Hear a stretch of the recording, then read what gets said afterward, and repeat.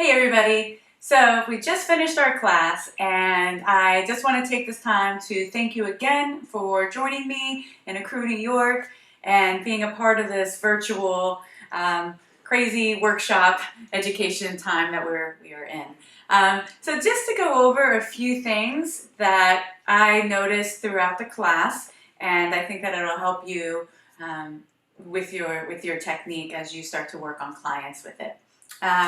Again, your sectioning, you want to make sure that your sectioning is nice and clean and that you really measure out the head shape. Okay, so you might want to take like some time just to work on a mannequin and really play around with a comb so that you can see where that comb sits. If you put the comb flat on the head, where does the comb leave the head?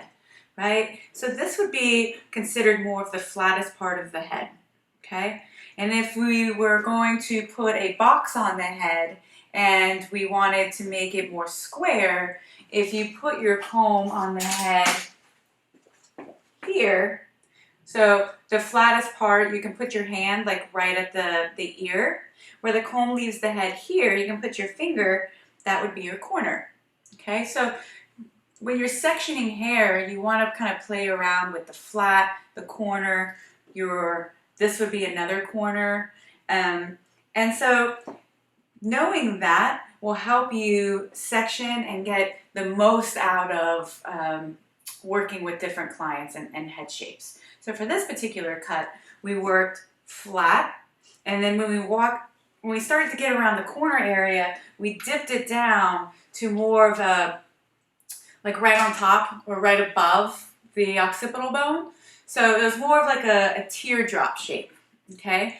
So clip that out of the way. Your fringe area, we clipped out of the way. What we did with the fringe, again, we put the comb flat on the head. Where the comb left the head, that's where the tip of the triangle was. And we made that triangle come out quite wide, all right? So the reason that we wanted to do that, as you can see now, it makes more sense, is that we created this more of a U shape with the fringe. And so if we didn't do that, if we had our sectioning more narrow, you wouldn't get this wingy effect that we have, okay? Also, when it came to our layering, your body position is key. You have to really be mindful of your body position. Suck in your lower belly, roll your shoulders back. That's going to help you stand up nice and straight, and it will help you maintain nice angles because your body should represent what you're doing. So, meaning, if we're working from short to long, my arms should be on an angle to represent a short to long, whether it's here or here, okay? Now, when you're working from side to side, your arms will be different. Your hair, the hair will be in your fingers differently. It's either going to be, you're going to work from short to long from your knuckles to your fingers, or if you're working on this side, or if you're working on this side, you're going to be fingertips to knuckles, okay? The reason that it's going to be different is because you have to stand on the opposite side in which you're cutting every single time whenever you're layering, okay? You want to make sure that that guide is right. You can see it. It's the first thing. It's the closest to you is the guide. So that's just going to help you make sure that you're on the right path. A little trick is when you have your profile parting, you can use that as your guide as you start to comb and over direct that hair back and up. You take a quick look down to make sure that your fingertips or your knuckles or your elbow, they're right in line with that profile section. If you're not in line with the profile section, if you go from here and then you over direct that hair back to here, you're going to create a hole as you move forward. Okay, so for those of you that might have had a hole, you might have done that. And that's just an easy mistake to create, very easy, and it's a very easy thing to fix for next time. Just make sure that you're really paying attention to that profile section, parting, excuse me. You also want to make sure that the way that you're combing the hair from the roots, your distribution, you really nice tight tension and you're combing it straight back from where it's coming out from the head. Straight back, and then you over direct it up, okay? You don't want to just like really loosely comb it down. A lot of times people comb down and then they comb up, right? You don't want to do that because you want to just make sure that if you comb down and then you comb up, you think that it's keeping that corner or that hole from happening. But what's actually happening is that you are actually over directing that into a spot to where there is no hair, and that's when the hole happens. Okay, so let me just lift her up. So, you know, this area right here has to be combed straight back from there so that it stays, right? So if you comb down and up, you're going to just comb into the wrong spot and you're going to get a hole. When it comes to the layering on top, when it comes to the fringe, let's go stay in order. Stay in order, Amanda. When it comes to the fringe, you're twisting. You're not twisting too tight. 2 to 3 twists, not too tight. Don't hold your tension so crazy. And then your shears, it's very important that your shears are at an angle. They're not straight up and down. So you're going to be cutting at the back of your blade. And if you're cutting at the back of your blade on an angle, it's going to create a scooped effect. And that's how you're going to create these little separation, these wispies. If you're like this, you're going to cut it off, and then it's going to be too short. Remember the bridge of the nose, or longer if she wants it longer. And also remember that this is the guide to your layers. So if you go too short, your layers are too short. Just remember that. Now, one thing is that, what if you have a client that says, but I want my fringe up here, I want my bangs up here. Do them longer, cut the whole shape, then go back and cut the fringe shorter.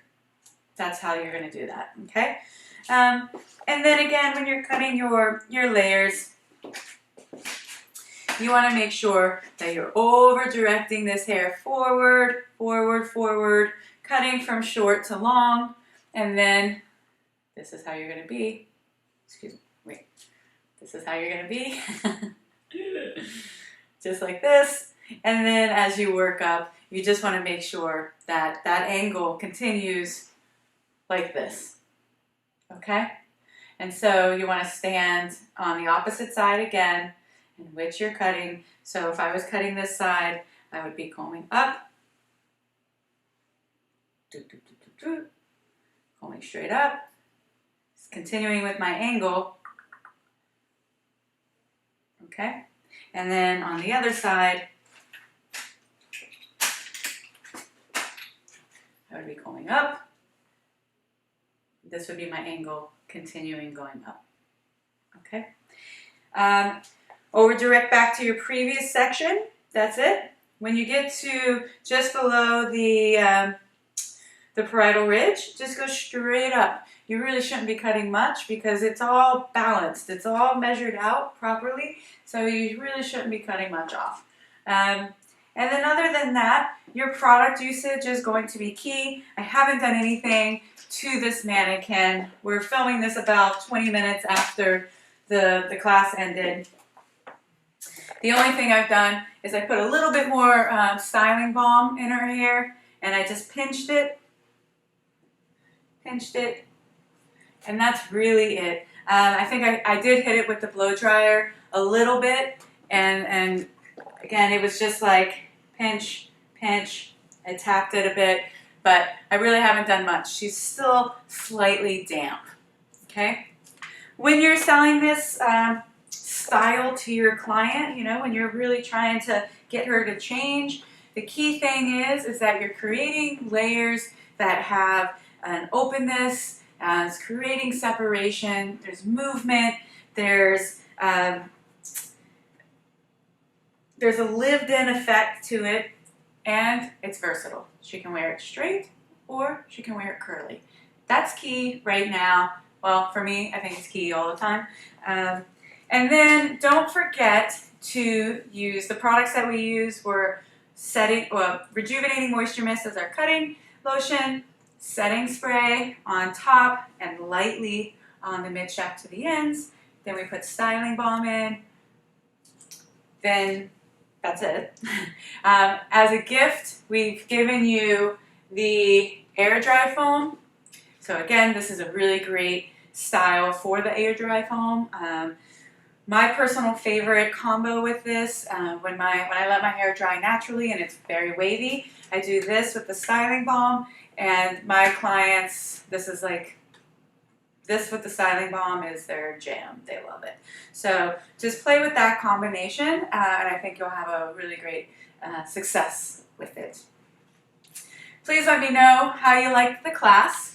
If you have, if you do this style on a client, a friend, and you post it on Instagram, social media, please tag us. That would be a Crew New York Professional. Tag us, let us see what you're doing. You can tag me at Jenk, Jenk, 4 Z's, Z-Z-Z-Z. It's a dumb name, I know. I did it years ago.